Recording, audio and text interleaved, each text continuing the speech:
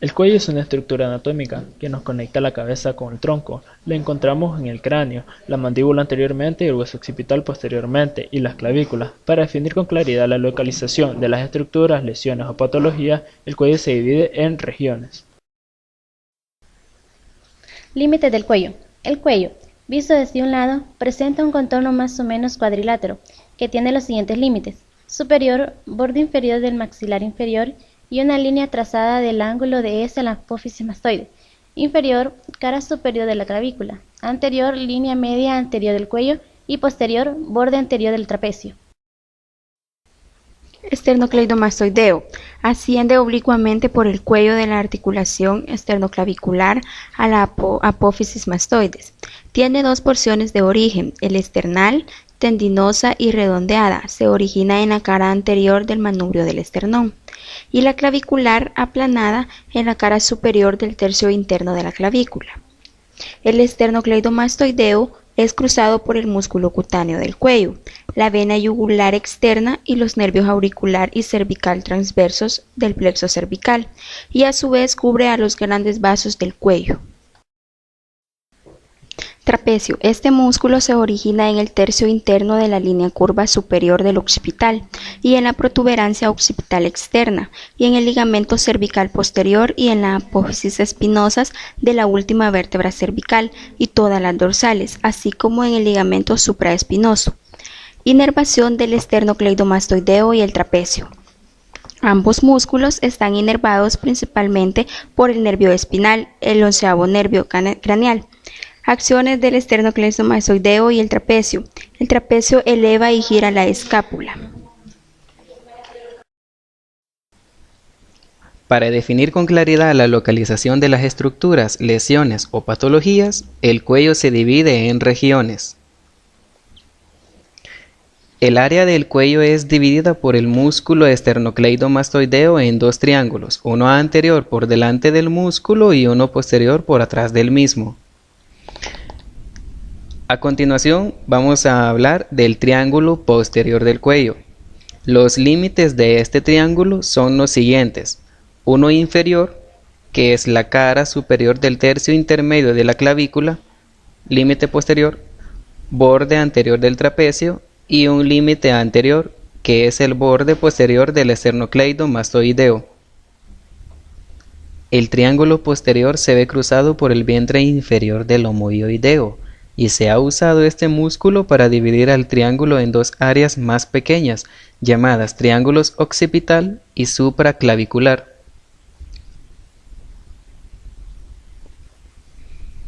Triángulo occipital. En esta imagen vemos el triángulo occipital en color amarillo, delimitado por el músculo esternocleidomastoideo por delante, el vientre inferior del homoioideo por abajo y el borde anterior del trapecio por atrás.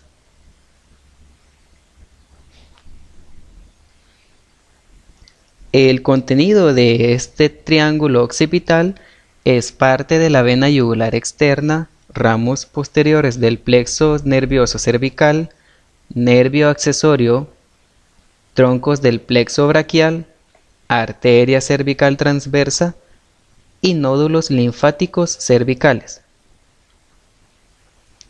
Como podemos observar acá en esta imagen, vemos la emergencia de los nervios supraclaviculares, también la emergencia de los nervios auricular mayor y cervical transverso en el borde posterior del músculo esternocleidomastoideo.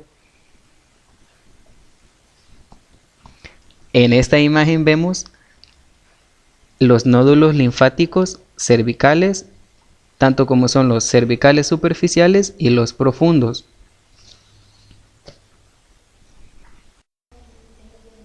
Triángulo supraclavicular. En este esquema podemos observar donde se representa el triángulo supraclavicular en color amarillo.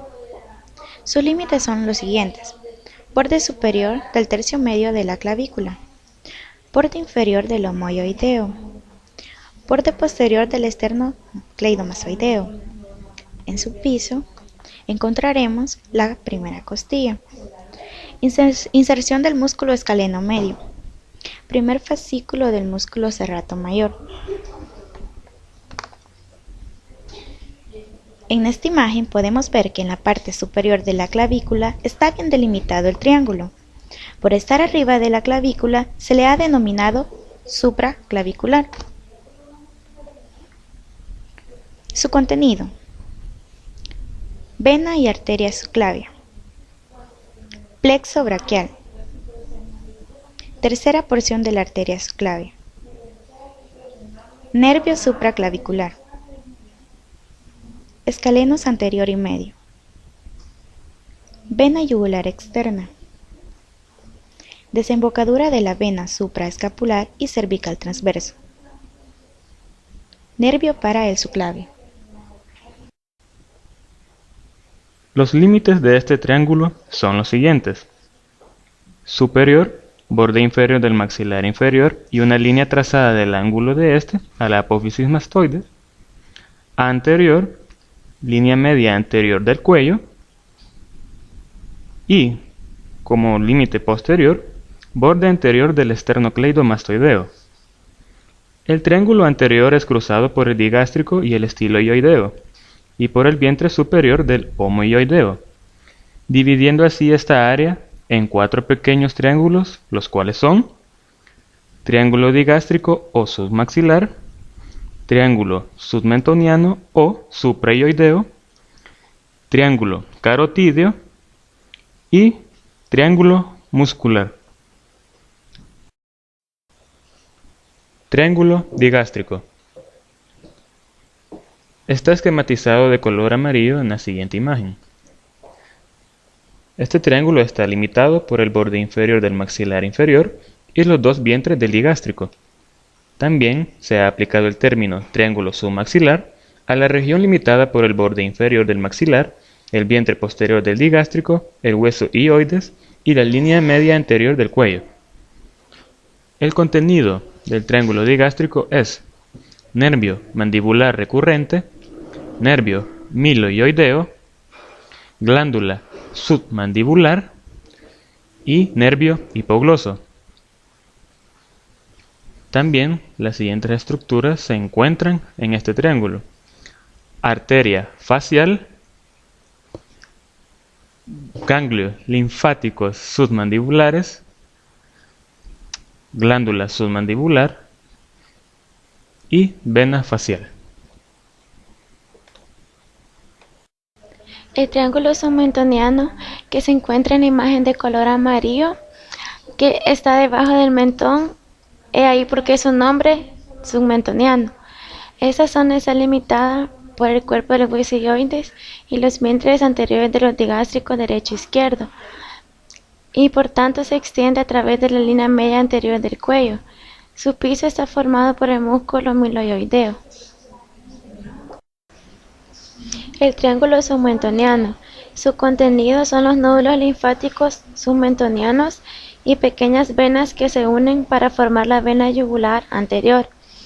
En esta imagen podemos observar el recorrido de la vena yugular anterior, justo en el límite anterior del cuello, que va cruzando el triángulo submentoniano, y abajo del mentón se observan los ganglios submentonianos.